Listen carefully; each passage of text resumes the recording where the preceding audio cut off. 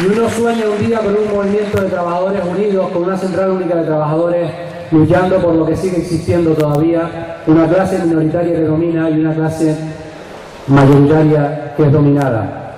Tiene la palabra para terminar este acto, este mitin, Cándido Méndez, secretario general de Unión General de Trabajadores.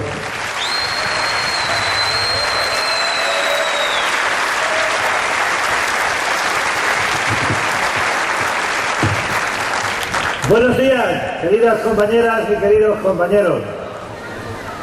Os quiero saludar en nombre de la Comisión Ejecutiva Confederal de vuestra organización, de la Unión General de Trabajadores, y quiero agradeceros profundamente que estéis hoy aquí celebrando una jornada de convivencia fraternal, una jornada que representa el espíritu de solidaridad de la Unión General de Trabajadores, la capacidad de resistencia de la Unión General de Trabajadores y nuestro compromiso muy firme y de enorme determinación de seguir defendiendo los valores que alumbraron hace 125 años el nacimiento de esta organización, que fue creada por un puñado de obreros, como reflejaba en ese poema de un poeta canario en su intervención nuestro amigo Juan Lozano. Nosotros, compañeras y compañeros, hemos pasado por muchas vicisitudes. Somos una organización que enhebra su vida, sus anhelos, sus esperanzas a lo largo de 3 siglos de la historia de España. Nos crearon en el siglo XIX. Hemos jugado un papel muy importante en el reconocimiento de los derechos de los trabajadores desde el siglo XIX, merced al empuje de nuestra organización y al compromiso de su militancia. Hemos jugado un papel decisivo a lo largo del siglo XX y seguiremos jugando ese papel al igual que en lo que llevamos a lo largo del siglo XXI. Quiero también reconocer el enorme esfuerzo de compromiso y militancia que habéis desarrollado en estos últimos años. La Unión General de Trabajadores de Canarias estaba en una situación muy difícil y habéis sabido con convicción levantarla y levantarla a pulso, de manera tal que esta gran herramienta que tienen a su servicio las trabajadoras y los trabajadores de toda España, ya de nuevo a plena potencia está a disposición también de las trabajadoras y de los trabajadores de las Islas Canarias. Porque nosotros, compañeras y compañeros, tenemos mucho que hacer. Cuando nos atacan, a veces se confunden y a veces no se confunden. A veces se confunden cuando creen que una organización como la UGT se puede resumir en una cabeza de cartel.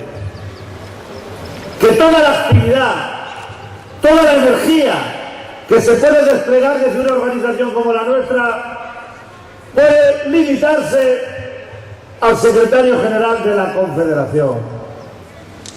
Y se confunde. El papel de la organización va mucho más allá que lo que puede ser la impronta, las características de esos máximos dirigentes. Decía que a veces se confunde, pero a veces no se confunde. Porque el ataque que hay contra las organizaciones sindicales, si recordáis, se inició hace varios años poniendo en cuestión el papel de los representantes sindicales en los centros de trabajo y particularmente en los servicios públicos. Cuando se hablaba en tono peyorativo y despectivo de los liberados sindicales. Porque saben que nuestra base está en los centros de trabajo. Aquellos no se equivocaron cuando perpetraban el ataque en esa dirección. Donde se confundían era en nuestra capacidad de aguante, de resistencia y de réplica a ese tipo de agresiones.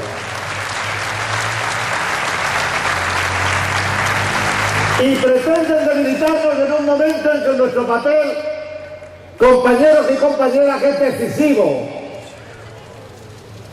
Mirad, nosotros formamos parte, como creo que sabéis, de la plataforma antidesahucio.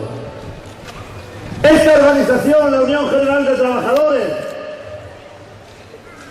junto a Comisiones Obreras, puso todos sus efectivos al servicio de la recogida de firmas que permitió depositar en el Parlamento una iniciativa legislativa popular. Una iniciativa legislativa popular que se estrelló contra el muro de oposición y de rechazo del Partido Popular y su mayoría absoluta en el Congreso de los Diputados. Por lo tanto, tenemos demostrado nuestro compromiso en esa materia. Pero quiero haceros una reflexión desde otro ámbito de nuestro trabajo sindical.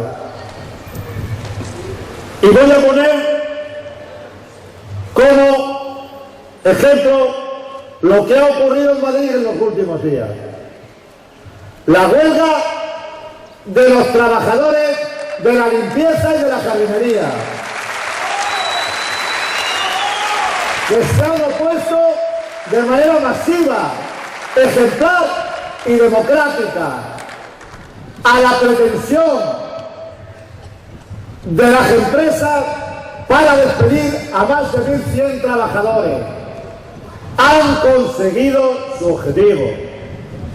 Han conseguido que las empresas abandonen su pretensión de despedir a más de 1.000 trabajadores. Es verdad que han tenido que asumir otro tipo de sacrificios, pero el bien fundamental en una situación como esta, que es la preservación del puesto de trabajo, eso lo han conseguido. Extraigamos de aquí dos consecuencias. Cuando estamos unidos, estamos decididos, tenemos las ideas claras, conseguimos nuestros objetivos. Y extraigamos una segunda consecuencia: la importancia de la acción sindical. Nuestros compañeros de la limpieza, cuando han conseguido evitar que se despida más de 1.000 trabajadores, ¿sabéis lo que han conseguido también? Evitar de manera preventiva más de 1.000 desahucios. Nosotros luchamos con los desahucios, contra los desahucios ya desde la negociación colectiva. Cuando firmamos un convenio colectivo y aseguramos a los trabajadores su salario, estamos evitando desahucios con carácter masivo. Y por esa razón han debilitado la negociación colectiva en la reforma laboral. Porque, compañeras y compañeros, pretenden implantar un modelo no de salida de la crisis, No. Lo que están intentando, sobre lo que están profundizando, es sobre una estrategia de aprovechamiento inmoral de la crisis económica para imponer una devaluación permanente de empleos, de salarios, de rentas, de pensiones y de servicios públicos. Y esta es una advertencia que tenemos que hacerle a la clase trabajadora y al conjunto de la población. El gobierno del Partido Popular no está combatiendo realmente la crisis, porque podía combatirla y estar equivocado. Está aprovechando la crisis para imponer su modelo económico. Una devaluación permanente de rentas y salarios. ¿Qué significa permanente? Para toda la vida. ¿Cuál es la pretensión? Cuando se llegue a la etapa de recuperación económica, que el mecanismo de ajuste sigan siendo el empleo, los salarios y los servicios públicos, en un círculo infernal contra los intereses de las trabajadoras y de los trabajadores. Esto debemos de explicárselo al conjunto de la clase trabajadora. Mirad, sabéis que hay un debate en nuestro país respecto a la necesidad de abordar una reforma constitucional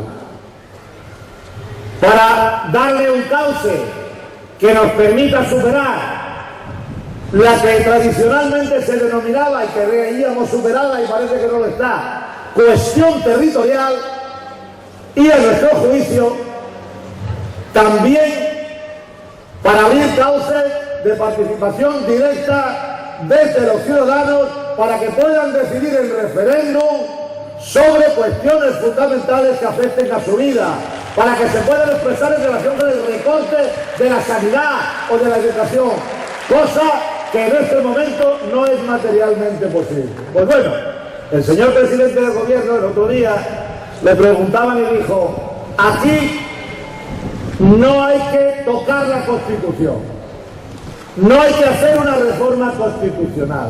Y añadía, además, si hacemos una reforma constitucional en el plano de la política territorial, ni siquiera eso servirá para resolver el problema que tenemos con Cataluña. No voy a hablar de ese tema.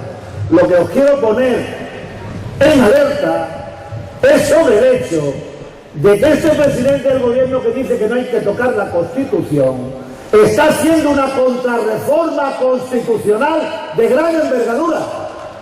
Contrarreforma constitucional.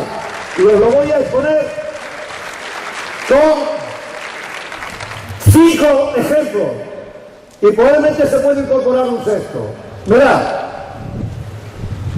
la reforma laboral está recurrida ante el Tribunal Constitucional y el Tribunal Constitucional ha admitido a trámite ese recurso. Por lo tanto, estamos ante una norma inconstitucional.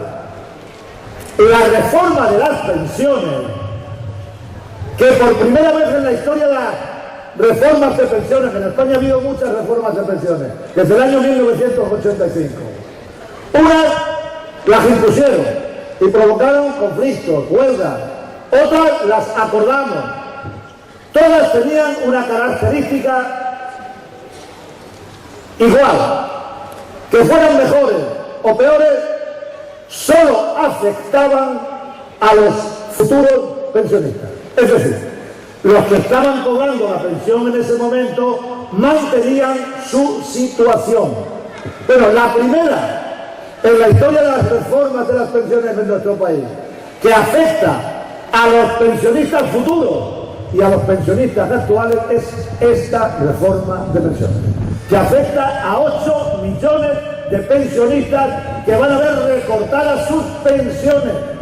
Muchos de ellos son el único soporte de renta estable que tienen su familia. porque los que están en edad de trabajar, en muchos casos, están en paro.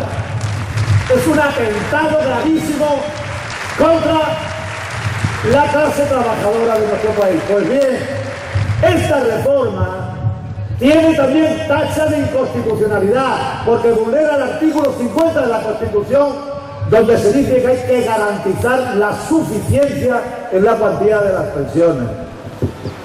La ley de educación, que lo que ha hecho ha sido, podríamos definirlo así, lo que ha hecho ha sido gripar el motor de ascenso social que había en nuestro país. España era, y hoy hay que hablar en pasado, uno de los países donde el acceso a la educación superior era más igualitario junto con Finlandia. De manera tal que más allá de la circunstancia económica de un chaval, de una chica, se podía estudiar y acceder a una enseñanza superior. Yo creo que se ha producido aquí una situación terrible cuando han ido los hijos y las hijas de la gente con dinero y han llevado la orla donde están las fotografías de aquellos que han salido en la promoción de una determinada facultad, en una determinada universidad, y es probable que la madre, el padre le haya preguntado: oye, ¿y este de qué familia es, que no lo conozco? Y le ha dicho el hijo o la hija: este es hijo de un mecánico tornero, o esta que es economista es hija de una limpiadora. Y ha habido gente que ha dicho: esto no puede ser, esto no puede ser. Esa ley es inconstitucional. La reforma del Código Penal es inconstitucional. El proyecto de ley de administración local, que va a suponer una tercera reconversión laboral de los empleados públicos, ahora en el ámbito de la administración local, y que va a romper las posibilidades de vivir en condiciones de igualdad entre los trabajadores, las familias del medio rural y del medio urbano, es inconstitucional. Se intentan implantar, y esta sería la sexta, una ley de seguridad ciudadana, amordazando el derecho de manifestación, el derecho de expresión, sería inconstitucional. Ya van 5 leyes inconstitucionales. Si hacen lo que pretenden con la ley de seguridad ciudadana, había 6 leyes inconstitucionales, una contrarreforma constitucional como la copa de un pino a la que nos tenemos que oponer. Y ese es el papel, compañeras y compañeros, de las organizaciones sindicales. Deciros que hay alternativas. Y voy a detenerme un momento en las alternativas.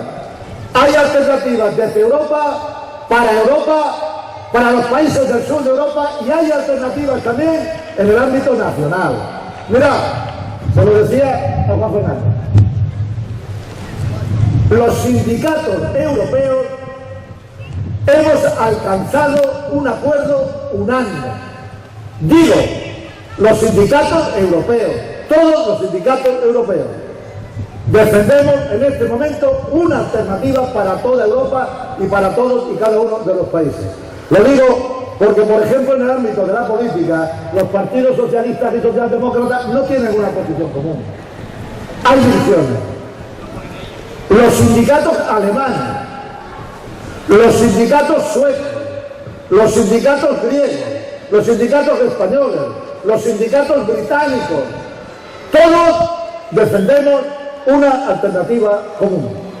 Rechazamos las políticas de austeridad y hemos definido una alternativa que tiene que pasar por la recuperación de las inversiones en Europa y en España. Porque no es verdad que por este procedimiento vayamos de la recesión a la recuperación. Vamos a entrar en una zona muerta. En una zona muerta. Y dice, aunque suene un poco macabro, que cuando uno se aproxima a la muerte parece que ve una luz al final. Los que vuelven hablan de aquella luz. Y afortunadamente se alejan de aquella luz porque recuperan la vida. Cuando se habla que ven la luz al final del túnel, estamos en una zona muerta,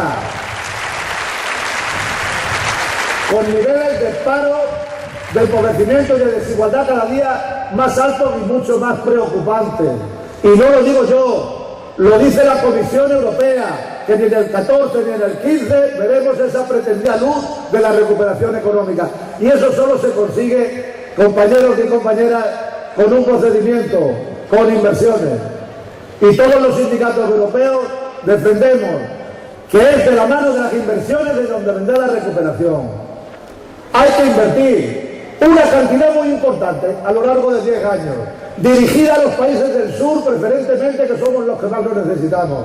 De 260.000 millones de euros por 10 años son 2.600.000 millones de euros. Es verdad, es una cantidad muy importante.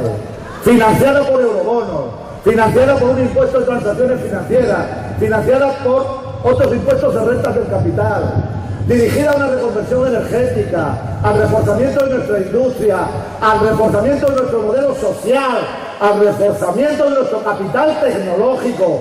Por ahí pasa el camino de la recuperación. Y se dirá, pedid mucho dinero, 2.600.000 millones de euros en 10 años. Y quien diga eso, hay que recordarle, aquí no hubo ningún problema para en 5 años, no en 10, en 5 años, en los 5 años que median entre el 2008 y el 2012, invertir 5 billones de euros, el doble en rescatar a la banca. ¿Cuándo va a llegar el momento de rescatar a las personas? Por lo tanto, nosotros, compañeras y compañeros, tenemos esa alternativa. Y la defendemos todos a una, los sindicatos en Europa.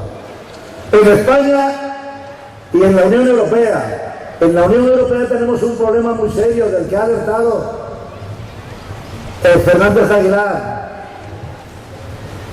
Un problema muy serio, muy serio. No hay sentido identitario. Un país tan extenso como Estados Unidos, si se le pregunta a alguien de la Costa del Norte, que está por ahí arriba, pegado a Canadá, si se siente americano, te dice que sí. Y si le preguntan lo mismo a uno de California, que está al sur, le preguntan si se siente americano y te dice que sí. Se reconocen en esa identidad estadounidense. ¿Qué pasa en Europa? En Europa eso no pasa. Hay un enorme fracaso. Le preguntas a un finlandés cómo se siente y se siente finlandés. Le preguntas a un español cómo se siente, nosotros hemos sido uno de los países de mayor nivel de conciencia europeísta. Probablemente hay que reconocerlo porque hemos recibido ingentes recursos económicos de los fondos de la Unión Europea. Eso es verdad. Pero ahora, ¿sabéis lo que ocurre en Finlandia y lo que ocurre en España? Que si se le pregunta a un trabajador, el trabajador finlandés y el trabajador español tienen miedo de Europa. Europa, en vez de ser la esperanza, se ha convertido en una amenaza. Y eso es terrible. Eso es terrible y efectivamente lo tenemos que combatir. Hay que combatirlo, porque sería algo inenarrable que el Parlamento Europeo estuviera nutrido de parlamentarios antieuropeos de extrema derecha. Eso no se puede consentir. Pero ojo, tienen que cambiar las políticas. No se puede plantear una especie de peloteo. Cuando se le pregunta al señor Barroso, dice, no, es que de esas políticas, las políticas de empleo son nacionales, le echa la culpa a los gobiernos nacionales. Cuando le preguntas a los gobiernos nacionales, se dice que la culpa es de la Comisión Europea. Es una vergüenza. Son todos unos irresponsables. Están jugando con los sentimientos y con las esperanzas de 500 millones de personas que vivimos en la Unión Europea. Y es porque en España y en Europa, el hecho de que existan sindicatos es lo que ha facilitado la implantación de un modelo social que se denomina Estado del Bienestar.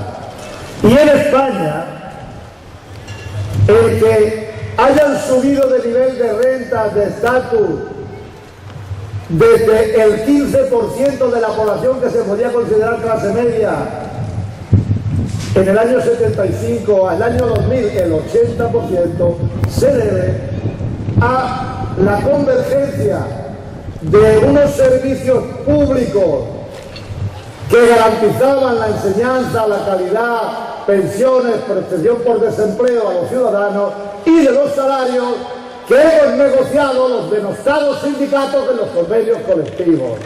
Por lo tanto, que exista estado del bienestar, que existan clases medias que están en recesión, se debe a que existen sindicatos. Tenerlo meridianamente claro. ¿Sabéis lo que ocurre? Que ha habido un cambio en los últimos 20 o 25 años. Hay quien dice que el sistema capitalista actual ya no es un modo de producción, porque el capitalismo financiero realmente no necesita de un terreno para instalar una factoría, no necesita comprar maquinaria, no necesita tener trabajadores. El capitalismo financiero se cree que las fábricas fabrican dinero directamente, no zapatos, o muebles, o barcos, o automóviles.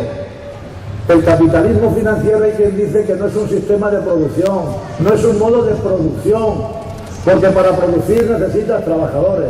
Es un modo de poder. Y es un modo de poder que no admite contrapoderes. Y ese es el problema de fondo. Ni admite contrapoder en el ámbito de la política, ni admite contrapoder en el ámbito socio-laboral. Pues se va a encontrar con un contrapoder que es el movimiento sindical de clase, que es la Unión General de Trabajadores. Y esa, compañeras y compañeros, es la realidad. Es una degeneración del funcionamiento de la economía. Había un novelista, un escritor norteamericano que desapareció en la Revolución Mexicana, allá por el año 1920, creo, o 1914 o 15. Se llamaba Ambrose Bierce, que escribió un libro que se llama El Diccionario del Diablo. Era una recopilación de aforismos, frases, y en ese Diccionario del Diablo definía la economía, y decía algo así, a ver si me acuerdo, decía: la economía consiste en comprar un barril de whisky que no necesita por el precio de una vaca que no tiene. Bueno, pues más o menos ese es el concepto de economía que se ha impuesto. Con muchos años de retraso, estoy hablando de hace prácticamente 100 años. Y a ese concepto de economía nos tenemos que oponer. Termino, compañeras y compañeros. Hay quien dice, y tiene razón, que los malos tiempos absorben nuestras energías, ocupan nuestros pensamientos y contaminan toda la vida, o toda tu vida. Y es verdad. Yo creo que nosotros tenemos que defender a los trabajadores, defender alternativas e intentar, no sé si conseguiremos lo anterior, no sé si conseguiremos lo que voy a explicitar, ser en cierta medida también un soporte moral para las familias trabajadoras. Yo me levanto muy temprano por la mañana y ya forma parte del paisaje urbano en Madrid la gente que rebusca en la basura. Si pasas por la zona donde ponen los cubos de basura, establecimientos de comida rápida, etcétera, puedes encontrar a 4 o 5 personas que están esperando que pongan el cubo de la basura. Compañeros nuestros, profesores, a mí me han comentado que hay niños y niñas que llegan a la escuela y llegan avergonzados porque como han quitado las ayudas para los libros, no pueden llevar libros y le da mucha vergüenza. Y recurren al profesor Hortalilla a ver quién le puede buscar un libro. Hay una cierta humillación moral. La crisis provoca una erosión moral y tenemos que combatir esa erosión moral también desde la Unión General de Trabajadores. Hay quien dice: en los malos tiempos,